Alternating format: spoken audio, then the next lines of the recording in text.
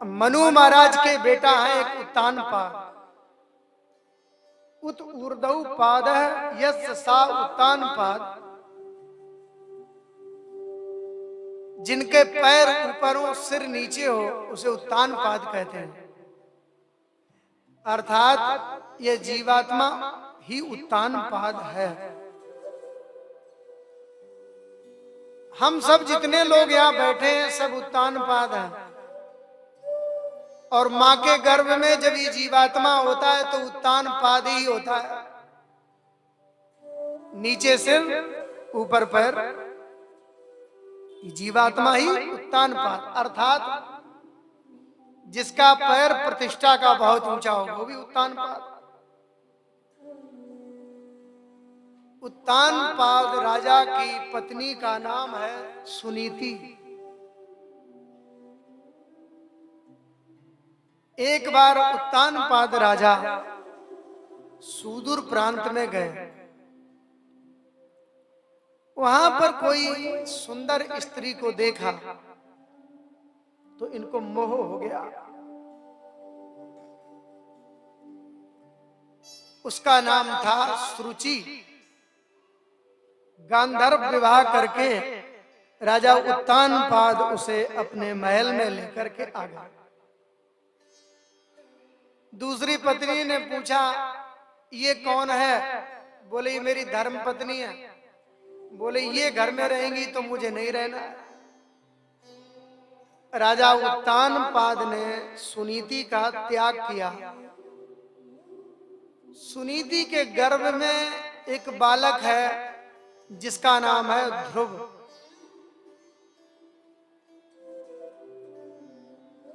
सुनीति दूसरे महल में जाकर के निवास करने लगी। राजा आज सुरुचि के अधीन हो गया, यानी मनमुखी वृत्ति के अधीन हो गया।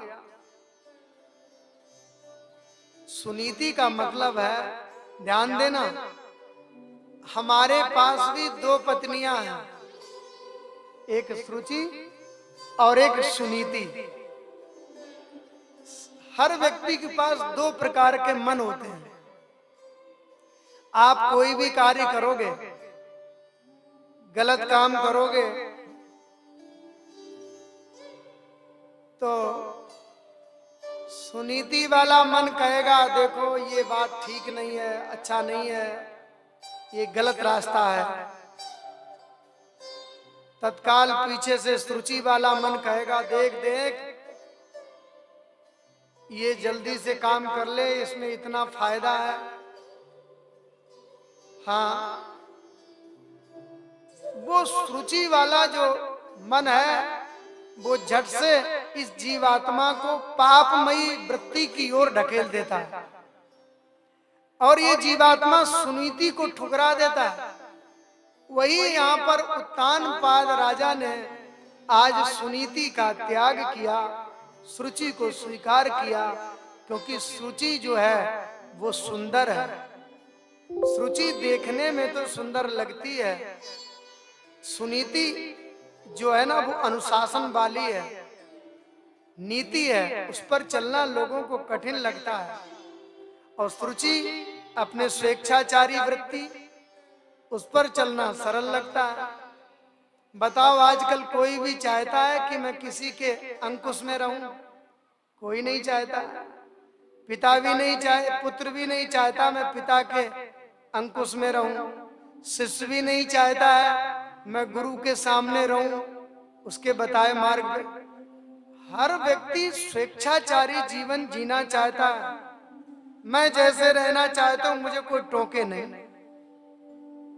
जरा भी आपने टोका टाकी की तो आप सबसे पहले उसके दुश्मन बन जाओगे। आज उत्तानपाद ने यानी मनमानी जो वृत्ति है वो सुरुचि है। और जो शास्त्रों ने क्या कहा, ऋषियों ने क्या कहा, सुष्ठुर नीति यस्य सा सुनीति, उसे कहते सुनीति, अनुशासन। तस्मात् शास्त्रम प्रमाणम ते कार्याकार व्यवस्थित सुनीति का त्याग किया। धीरे धीरे समय निकला। कालांतर में सुनीति ने एक बालक को जन्म दिया जिसका नाम है ध्रुव। धीरे धीरे समय निकला। सुरुचि के भी एक पुत्र हुआ जिसका नाम हुआ उत्तम। जरा ध्यान दीजिएगा, आप लोग ध्यान से सुनेंगे तो ये लगेगा कि हमारे ऊपर ही पूरी बात लागू हो रही है।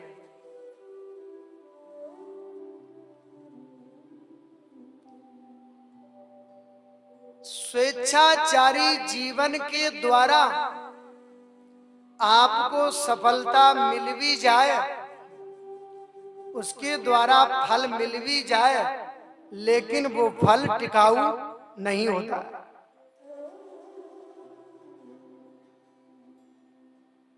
सुनीति के द्वारा अनुशासन पूर्वक जो आप उन्नति करते हो, मार्ग पर चलते हो, उसमें जो सफलता मिलती है वो कभी भी आपके हाथ से खिसकती नहीं है। सुनीति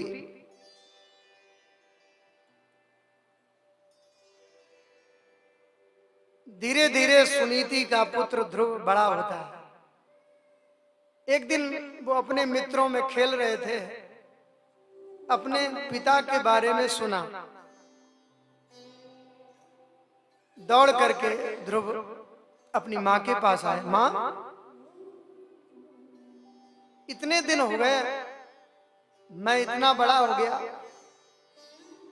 आपने अब तक मेरे पिता से कोई परिचय नहीं कराया। मेरे पिताजी कहाँ हैं? पिताश्री। पिता से परिचय माता ही करवाती है। यदि माँ पिता से परिचय ना करवाए तो बालक क्या समझे मेरा पिता कौन है? माता सुनीति ने कहा, बेटा आपके पिता छोटी माँ के साथ में दूसरे महल में रहते हैं। सुनीति ने एक बार भी ऐसी कोई बात नहीं की जो ध्रुव के अंदर कोई संस्कार ऐसे उत्पन्न हो। ध्रुव जी दौड़ करके आए, उत्तान पाद अपने सिंहासन पर बैठे थे। सुरुचि पुत्र उत्तम को गोद में लेकर के लाड़ लड़ा रहे थे। ध्रुव जी ने भुजाएं फैला दी। जैसे ही आगे हाथ बढ़ाया, सुरुचि ने आंखों के इशारे से कह दिया, पत्नी तो मैं हूं आपकी, ये तो दासी का पुत्र है। इतने पर भी नहीं रहा गया, हाथ पकड़ करके झटक करके ध्रुव को अलग कर दिया। ध्रुव जी रुदन करने लगे। मातु सपत्न्या साधुरुक्ति विद्या स्वसन रुषा दंड हतो यथाई हित्वा मिशंतम पितरम सन्नवाचम जगाम मातु प्ररुदन सकाशम। हिलकियां लेते हुए, सिसकियां लेते हुए ध्रुव जी माता सुनीति के पास आए। बालकों ने अक्षर सा, ध्रुव के मित्रों ने सारा वृतांत बताया। परिचित जैसे खिली हुई लता ग्रीष्म के आतप्त से कुमला जाती है गर्मी से, ऐसे ही सुनीति माता का खिला हुआ चेहरा बालक ध्रुव को दुखी देखा रोते हुए तो कुमला गया। अरे बेटा ध्रुव, क्या बात है, तुम्हारा किसने अपमान किया? ध्रुव जी ने जैसे ही बताया, देख बेटा ध्रुव, तुम अपने जीवन में किसी के अमंगल की कामना मत करना। जो दूसरे के अमंगल की कामना करता है उससे उसका ही अमंगल होता है। देखो बेटा, वो तुम्हारी माँ है, माँ के बारे में ऐसा कुछ विचार मत करना। देखो ना, तुम हमेशा मुझसे अपने पिता का परिचय पूछते थे, मैं तो तेरे पिता का परिचय भी ठीक से नहीं करा सकी, और वो छोटी माँ ने तेरा परम पिता परमात्मा से परिचय करा दिया। ध्रुव जी का जब हाथ पकड़ के झटक दिया, अरे ध्रुव, यदि तुझे राजा पिता की गोद में बैठने की इच्छा है तो जा, पहले वन में जंगल में जाकर के पहले भगवान का भजन कर। तपस्या के बाद में जब भगवान तुझे दर्शन दें, वरदान मांगने को कहें, तो एक ही वरदान मांगना कि हे प्रभु, एक बार मेरा जन्म सुरुचि माता के गर्भ से हो जाए। सुखदेव कहते हैं, परीक्षित, ये सुरुचि भक्त का अपमान नहीं कर रही है, साथ में ये भगवान का भी कर रही है। पहले तू वन में जाएगा तब तपस्या करेगा, जब तपस्या करेगा तब तुझे भगवान का दर्शन होगा, जब भगवान का दर्शन होगा तब तुझे मेरे गर्भ में आने का सौभाग्य प्राप्त होगा।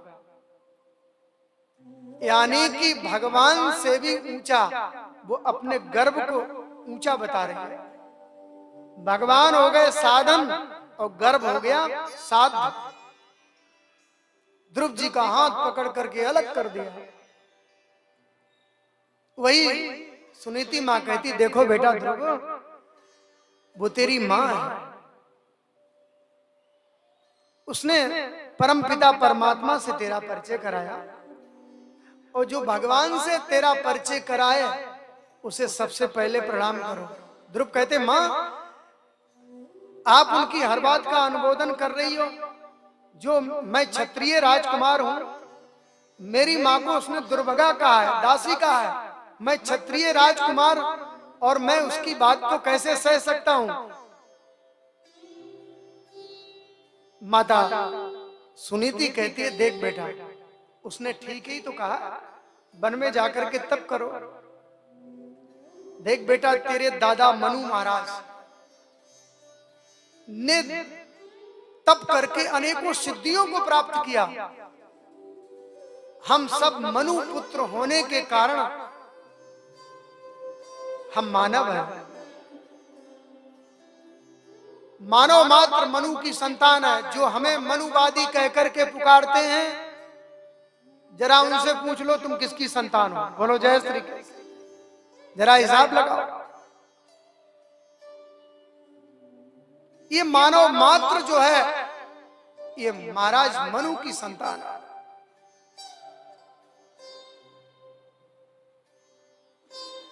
बोलो जय श्री कृष्ण।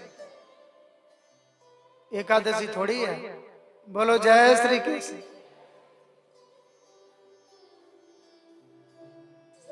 सुखदेव जी कहते, राजन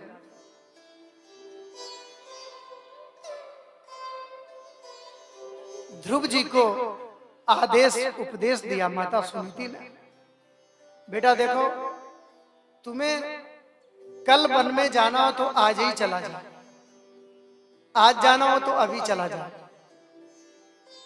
ध्रुव बोले, माँ मैं वन में चला तो जाऊंगा, पर मुझे वहां पर भोजन कौन कराएगा। माता सुनीति बोली, बेटा जब दांत नहीं तब दूध दिया, जब दांत दिए कुछ और भी देगा। बेटा वो परमात्मा सब कुछ कर्तुम अकर्तुम अन्यथा सर्व कर्तुम है, सर्व सामर्थ्यवान है। ये माँ है वास्तविक। और बेटा मैं तो दुर्भगा हुई, तेरी उस छोटी माँ ने मुझे दुर्भगा का ठीक ही तो कहा। मैं अपने को भाग्यशाली जब ही मानूंगी जब मेरा बेटा भगवत भक्त हो जाएगा, भगवत प्राप्ति कर लेगा। मैं तभी अपने को भाग्यशाली मानूंगी, वरना पुत्रवती जुवती जग सोई, रघुपत भगत जास सुत होई। और जो ऐसा नहीं है उसके लिए गोस्वामी तुलसीदास ने कठोर चौपाइयां आगे और लिख दी। बेटा तुम्हें जाना चाहिए। ध्रुव जी ने माँ को प्रणाम किया, माँ के संस्कार, माँ का ज्ञान लेकर के ध्रुव जी चलने लगे। और चलते चलते माँ ने कहा, बेटा रास्ते में तुम्हें कोई संत मिल जाए तो उसे प्रणाम करना मत भूलना। नारद जी के बारे में ध्रुव जी को माता सुनीति ने खूब पहले ही समझा दिया था। ध्रुव जी जंगल की ओर चल पड़े। 5 वर्ष का बालक है ध्रुव। ध्रुव जब चलने लगे, एक एक कदम बढ़ाने लगे,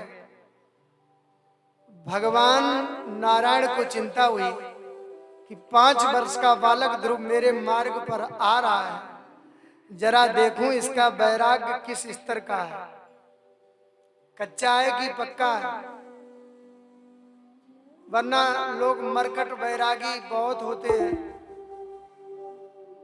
घर में भाई खटपट कि चल बाबा के मठ पर। हाँ, जैसे ही खटपट हो गई, मैं इतना कमाता हूँ, इतना करता हूँ तुम सब लोगों के लिए, फिर भी तुम लोग रात दिन मुझे आंख दिखाते हो, सारी दुनिया बेकार है, दुनिया मिथ्या है, और पूरी गीता उतरने लगती है। जैसे अटैची सजाई, कपड़े रखे, बेटा टुकुर टुकुर देख रहा है, कहाँ जा रहे है? बोले हरिद्वार। अच्छा, हरिद्वार जा रहे हो तो ये 50 जोड़ी कपड़े काहे को रख रहे हो? अरे आप जा रहे वापस नहीं आएंगे, जिनके लिए कर रहे हैं वही आंखें दिखा रहे हैं। दुनिया मतलब की है, बेकार है। झट से जल्दी से कपड़े सजाए, चल पड़े, और 9 बजे गाड़ी थी, इधर उधर चक्कर लगाए, 7 बजे स्टेशन पहुंच गए। वहां बैठे बैठे सोच रहे थे, छोटे वाले मुन्ने की याद आ गई। वो मेरा पोता कितना छोटा, मेरे साथ सोता, मेरे साथ खाता। अब देखो हम चले जाएंगे, रो रो के घर भर देगा, है छोटा सा है, बड़ा हो जाए फिर चले ही जाएंगे बाद में, अभी मेरी वजह से रहेगा नहीं। और जल्दी से आप समझिए 8 बजे गाड़ी, 9 बजे घर में। बेटे ने पूछा, पिताजी आप तो वहां गए थे? बोले हम तो जा तो रहे थे, अब की बार गलती करी तो चले ही जाएंगे। वो छोटा वाला मुन्ना है ना, उसकी याद आ गई। अब वो मेरे बिना रहता ही नहीं है, दादा के बिना। ये जो मरकट वाला वैराग्य है ना, बंदर वाला, बंदर उछल के इस डाल पर बैठा, फिर वहां बैठा, फिर वहां बैठा, वहां 2-4 किलकारियां मारी, वहां पर उठा पटक की। ये तो भगवान ने विचार किया, जरा इसके बालक को देखें, वैराग्य किस स्तर का है। भगवान ने नारद जी को आदेश दिया। नारद जी पहुंच गए। नारद जी ने ठोक पीट करके सब देख लिया। आप विचार करो, हम छोटा सा घड़ा लेते हैं 50 रुपया का, उसे भी घुमा के देखते हैं, कच्चा पक्का ना हो। अब जीवात्मा जब चलता है तो भगवान भी तो थोड़ा देखते ही हैं। नारद जी के दर्शन हुए, ध्रुव ने प्रणाम किया क्योंकि माँ का संस्कार था। नारद जी ने खूब ठोक पीट करके देख लिया, बेटा तुम अभी, तुम्हारी खेलने खाने की उम्र है, और तुम अभी से तुम जंगल में कैसे आ गए? भाग जाओ, जंगल में बब्बर शेर रहता है, नाश्ता कर जाएगा। नारद जी ने परिचय दिया था। ध्रुव जी बोले तुम नारद जी नहीं हो सकते हो, कोई बहुरूपिया मालूम पड़ रहे हो। नारद जी बोले कहीं मेरे पर संदेह हो गया तो फिर समझाना मुश्किल हो जाएगा। एक बार विश्वास उठ जाए, फिर विश्वास जमाना फिर बहुत भारी पड़ता है। नारद जी बोले चिंता मत करो, मैं ही नारद हूं। और देखो देखो बेटा, हम जानते हैं तुम्हें भगवान का दर्शन निश्चित होगा, लेकिन एक बात बताओगे क्या, तुम घर में भोजन कितने बार करते हो? बोले 5 बार। घर में कौन कराता? बोले मेरी माता जी अपने हाथ से कराती है। बोले जंगल में माता जी नहीं बैठी है? हाँ, मैं अभी कह रहा हूँ जंगल में बब्बर शेर रहता है, खा जाएगा। बेटा अभी समझ लो, अभी तुम छोटे से हो। और देखो, ये बालकों को मान अपमान के फेर में नहीं पड़ना चाहिए। हम माता पिता हैं, ये सब ऐसे बोले ही देते हैं। और देखो, हमेशा अपने से जो ज्यादा सुखी हैं उनको देख करके प्रसन्न हो जाओ। अपने से बराबरी के, उनसे मैत्री करना चाहिए। अपने से ऊंचे हैं जो उन्नति पर जा रहे हैं, देख करके प्रसन्न, बड़ों का आदर करो। नारद जी ने बहुत सुंदर उपदेश दिया।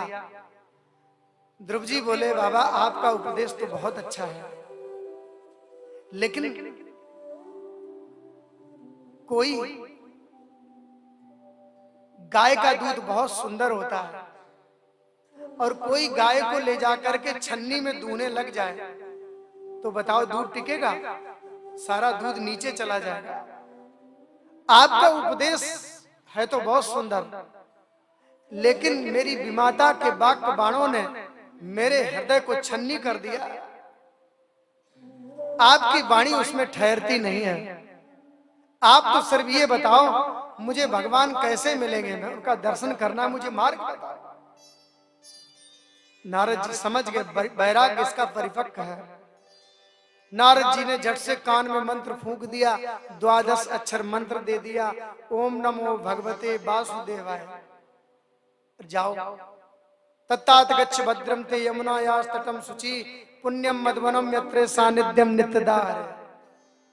ब्रज में मधुवन नाम का भुवन है, वहां जाकर के यमुना में स्नान करना और वहां जाकर के भगवान का भजन करना। और सुनो, भगवान के स्वरूप को समझ लो। भगवान नारायण की तरुण अवस्था है, ना वो कभी जवान होते हैं ना कभी बूढ़े होते हैं। भगवान नारायण के चरणों के लाल लाल तलवे हैं, उनमें अनेक चिन्ह हैं, और भगवान के चरणों से लेके घुटने का ध्यान करना चाहिए, नाभि का, कटी का। उनके हृदय में वत्स का चिन्ह है, बैजंती माला धारण किए रहते हैं। भगवान नारायण के 4 हाथ हैं जिसमें शंख चक्र गदा पद्म लिए रहते हैं। भगवान नारायण की जो ग्रीवा है वो शंख के समान है। भगवान नारायण की घुंघराली अलकावली है, मंद मंद मुस्कुरान रहती है। ये आप स्वरूप लेकर के जब चिंतन करोगे तो भगवान तुम्हें दर्शन जरूर देंगे। चल पड़े ध्रुव।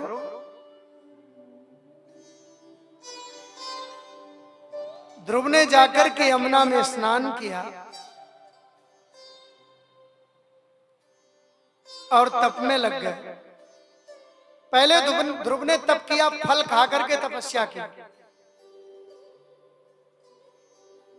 बाद में फल को छोड़ करके ध्रुव जी पत्ते खा करके तप कर रहे हैं। पत्ते भी छोड़ करके फिर जल पीकर केवल तप करने लगे। ये योगिक क्रिया। फिर पत्ते भी जल भी छोड़ करके फिर वायु का चतुर्थे बपुवै मासम द्वादशे द्वादशे हनि पंचमे मास सनु प्राप्ते, 4थे महीने में वायु भक्षण करने लगे। यानी वायु पीकर के भी व्यक्ति रह सकता है। पंचमे मास सनु प्राप्ते जित श्वासो निर्पात मजा ध्यान ब्रह्मा पदई कहने तस्तौ स्थाणु रिवाचला। 5वें महीने में प्राण वायु को अवरुद्ध करके ध्रुव जी अंगूठे के पैर के अंगूठे के बल खड़े होकर के भगवान का तप करने लगे। स्थावर जंगम का प्राण वायु अवरुद्ध हो गया। नैवं विदामो भगवन प्राण रोधम चराचरस्याखिल सत्व धामना विदेही तन्नो वज्रावधि मोक्षम प्राप्ता वयम ताम शरणम शरण्यम। तब किया।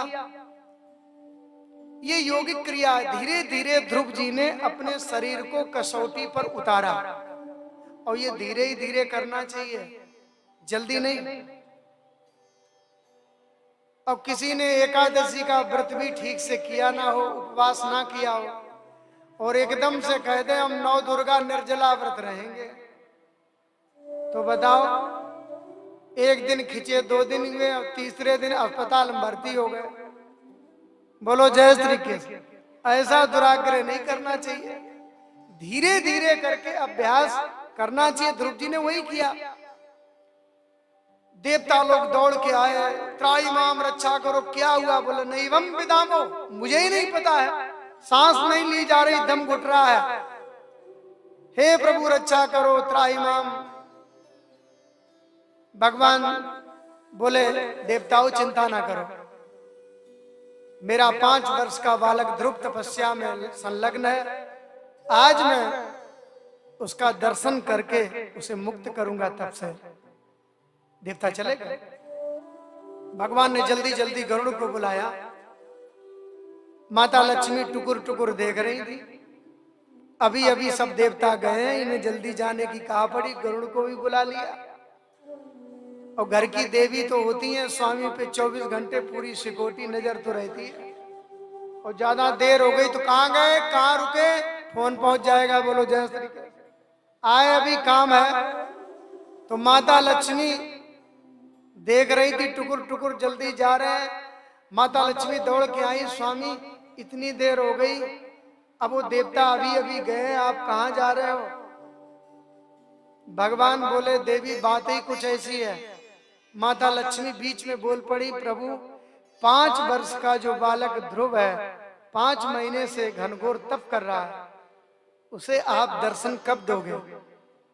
भगवान मुस्कुरा गए, देखो देवी मैं उस बालक के पास ही तो जा रहा हूं, और मैं आज उसको दर्शन देने नहीं जा रहा, आज मैं उसके दर्शन करने जा रहा। आज भगवान लक्ष्मी नारायण दोनों ध्रुव के दर्शन करने जा रहे हैं। ध्यान देना, मानो भगवान दर्शन देने नहीं जा रहे हैं। जो पिता की गोद में बैठने के लिए लालायित था, आज परमपिता की गोद मिलने जा रहे हैं। माता लक्ष्मी बोली, स्वामी आपकी आज्ञा हो तो मैं भी उस सुकोमल बालक का दर्शन करना चाहती हूँ। ठीक है देवी। लक्ष्मी नारायण दोनों गरुड़ पे बैठ करके मधुवन की ओर पहुंच गए। ध्रुव जी समाधि में थे। लक्ष्मी नारायण दोनों ने ध्रुव जी की प्रदक्षिणा की, परिक्रमा की। ध्रुव जी को कोई पता नहीं। भगवान ने प्रदक्षिणा करके यहाँ नेत्रों के सामने चुटकी बजाई, ध्रुव जी की पलक भी नहीं गिर रही है समाधि में। भगवान ने सोचा ये ऐसे थोड़ी ना आँख खोलेगा, ऐसे कुछ नहीं चेतना आएगी। भगवान ने अपनी झांकी को ध्रुव जी के हृदय से खींच लिया।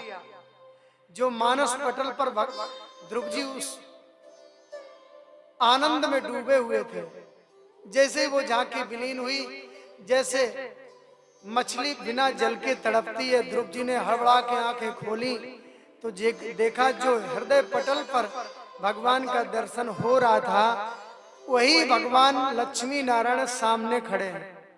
ध्रुव जी ने प्रणाम किया। अभी 5 वर्ष के ही तो, छोटे से ही तो हैं, ऐसे देख रहे हैं। भगवान तो थोड़े लंबे हैं, बहुत ज्यादा, जैसे छोटा बालक अपने छोटा होने के कारण पिता को सिर उठा करके देखता है। ध्रुव जी ऐसे देख रहे हैं, मन में विचार कर रहे हैं क्या कहें, कुछ ज्ञान नहीं है, पूजा कैसे करें, यहाँ कोई धूप दीप नैवेद्य नहीं है। अरे भाई गुरु जी से सब कुछ तो मैंने पूछ लिया, पर ये पूछना भूल गए, भगवान प्रकट हो जाएं तो क्या करना चाहिए। कल्पों के कल्प वृक्ष परमात्मा जीव के हृदय की भावनाओं को समझते ही हैं।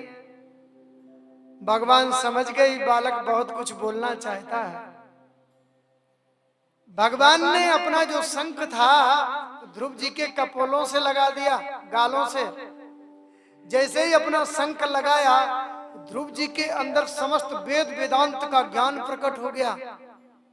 ध्रुव जी ने सुंदर स्तुति की, हे प्रभु योन्ता प्रविश्य मम वाचमिमां प्रसुप्तां संजीवयत् खिल शक्ति धरा सुधाम्ना अन्यश्च हस्त चरण श्रवणत्व गादीन प्राणान नमो भगवते पुरुषाय तुभ्यम।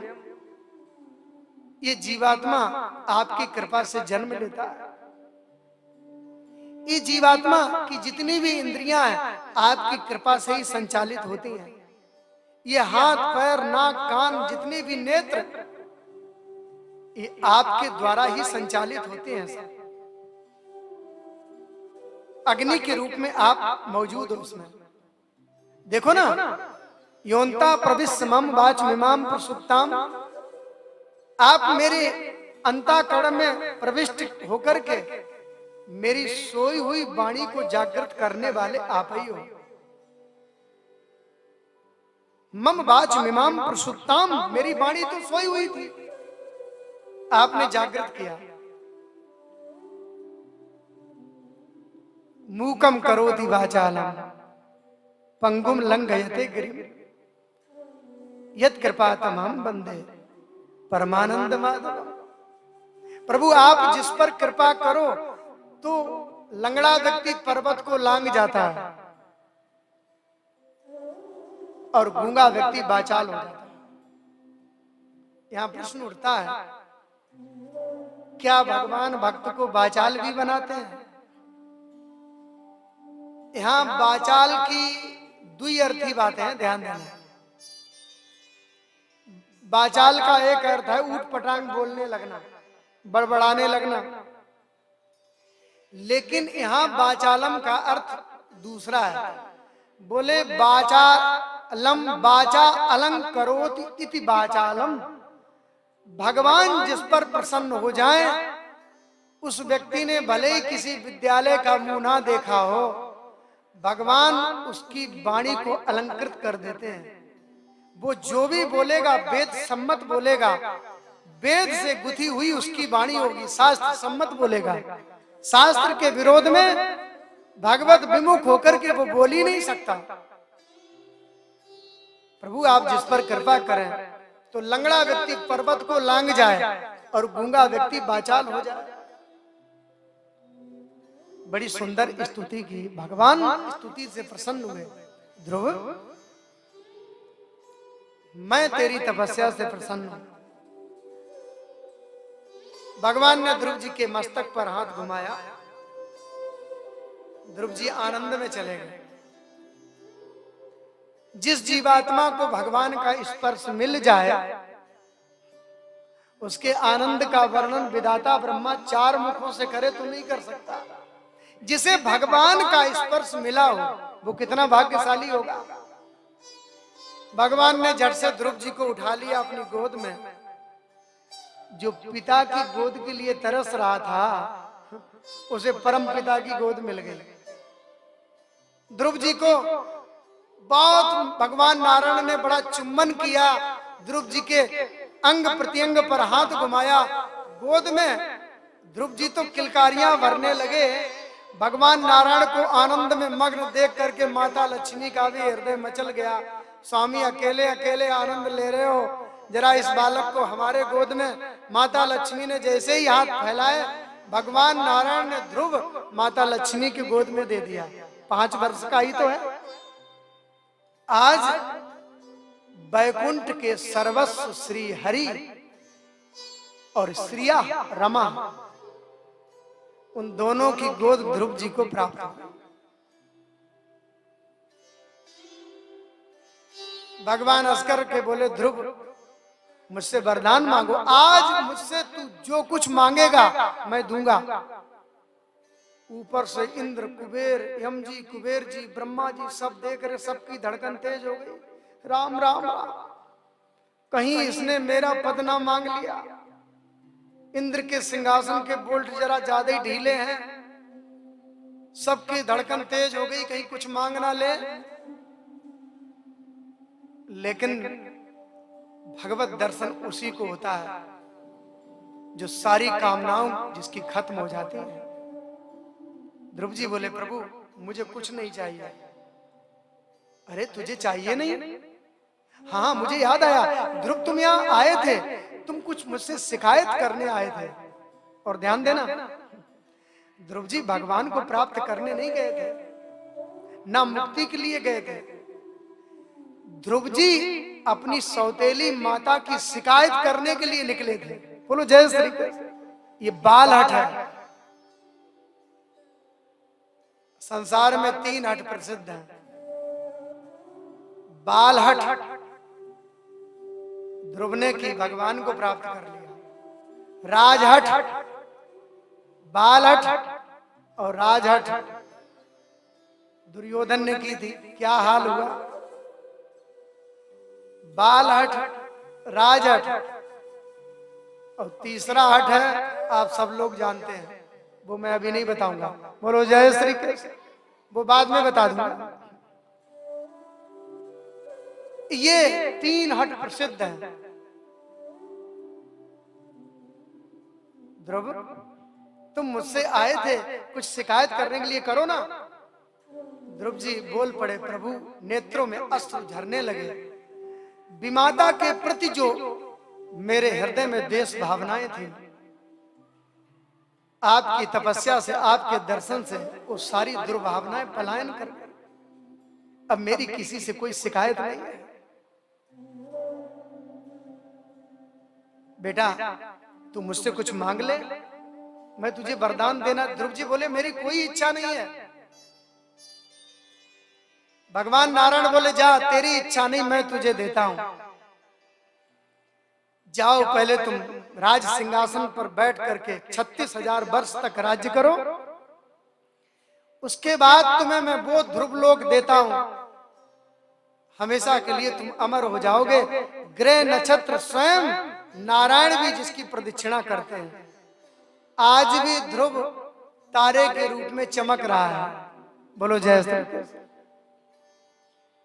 जिस भूमि पर हम बैठे हैं, इस पर महाराज मनु ने शासन किया है, ध्यान देना। जिस पृथ्वी पर आज हम बैठे हैं, ध्रुव जी ने इस पर राज्य किया है। ध्रुव जी को वरदान देकर के भगवान झट से अंतर ध्यान हो गए। माता लक्ष्मी ने झट से गोद से पहले ही उतार दिया था, अंतर ध्यान हो गए। जैसे ही अंतर ध्यान हुए, ध्रुव जी सकपकाए। जैसे ही देखा, ध्रुव जी को लगा कि मैं तो ठगा गया। मतिर विदूषिता देवैर, लगता है इन देवताओं ने मेरी मति को दूषित कर दिया। अब देखिए ध्रुव जी क्या विचार कर रहे हैं। राम राम राम, इतनी तपस्या के बाद भगवान मुझे मिल गए। भगवान ने मुझसे वरदान मांगने को कहा, मैं तो चूक गया, और मुझे तो क्या चाहिए था भगवान से, मुझे भगवान को ही मांग लेना चाहिए था। ये तो भगवान ने मुझसे पीछा छुड़ा लिया। मैंने उनको ना मांग करके केवल वरदान ले लिया। मुझे भगवान से उनको ही मांग लेना चाहिए था। ये तो वही दशा हो गई जैसे सामान्य व्यक्ति, दुखी प्राणी राजा के दरबार में जाए, राजा कहे मुझसे कुछ वस्तु मांगो, तो कह दे मेरी गाय भूखी है, उसके लिए कुछ घास दे दो, चारा दे दो। ये तो वही दशा हो गई मेरी उस ग्वारिया की तरह। मतिर विदूषिता देवैर, लगता देवताओं ने मेरी मति को दूषित कर दिया। मैं कोई स्वप्न तो नहीं देख रहा था। ध्रुव जी पश्चाताप कर रहे थे। जिधर भगवान जिस दिशा में अंतर ध्यान हुए, उस दिशा को प्रणाम करके ध्रुव जी अपने पिता के नगर की ओर चल दिए। राजा ने पहले ही, राजा को सूचना मिल गई थी नारद जी के द्वारा। राजा बड़ा दुखी था। राजन किम ध्यायसे दीर्घम मुखेन परिशुष्यता, किंबा नारिष्यतो कामो धर्मो वार्तेन संयुता, सुतो में बालको ब्रह्मास्त्रेणे ना करुणात्मना, निर्वासिता 5 वर्षा 100 मात्रा महान कवि। राजा को जब पश्चाताप की अग्नि में जलते देखा, मेरा वो छोटा सा बालक, मैं एक स्त्रैण, एक स्त्री के रूप पर आकृष्ट होकर के मैंने सुंदर बालक को घर से निकल जाने दिया। धिक्कार है मेरे जीवन को, मैं प्रभु प्रदत्त वस्तु को संभाल करके नहीं रख सका। अब वो बालक कहीं जंगल में गया होगा, कि हिंसक जंतु का आहार बन गया होगा, किसी ऊंचे पहाड़ से गिर गया होगा। राजा जब विलाप कर रहा था तो नारद जी ने कहा, आप चिंता ना करें, वो बालक एक दिन सर्वोच्च पद प्राप्त करके आएगा। वही नारद जी के वाक्य याद आ गए। उत्तानपाद ने सारे नगर को सजा दिया, जैसे लग रहा था बैकुंठ से आज नारायण उतर के आ रहे हैं। ध्रुव जी आ रहे थे, राजा मार्ग में ही पहुंच करके ध्रुव की अगवानी होने लगी। दौड़ करके राजा ने ध्रुव जी को गले लगा दिया। ध्रुव जी ने आकर के पहले सौतेली माता को प्रणाम किया, जिसकी शिकायत करने निकले थे। आज सौतेली माता की नजरें नीची हो गईं, नजर भर के देख भी नहीं पा रही, मन में विचार कर रही वही बालक है। आज उसका मन खिन्न है, उदास है। भगवत भक्तों के सामने दुनिया ऐसे ही झुकती है जैसे जल सदैव ऊपर शिखर से नीचे की ओर जाता है। आज सुरुचि की निगाहें नीची हो गई।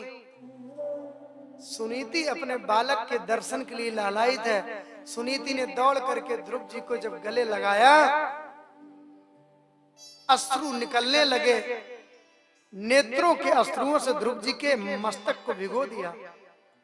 वात्सल्य ऐसा उमड़ पड़ा कि माता सुनीति के स्तनों से दुग्ध की धार अपने आप निकलने लगी। ध्रुव जी को गोद में रखा। प्रजा का अनुराग जब ध्रुव के प्रति देखा तो उत्तानपाद ने ध्रुव जी का राज्याभिषेक कर दिया, ध्रुव जी को राजा बना दिया।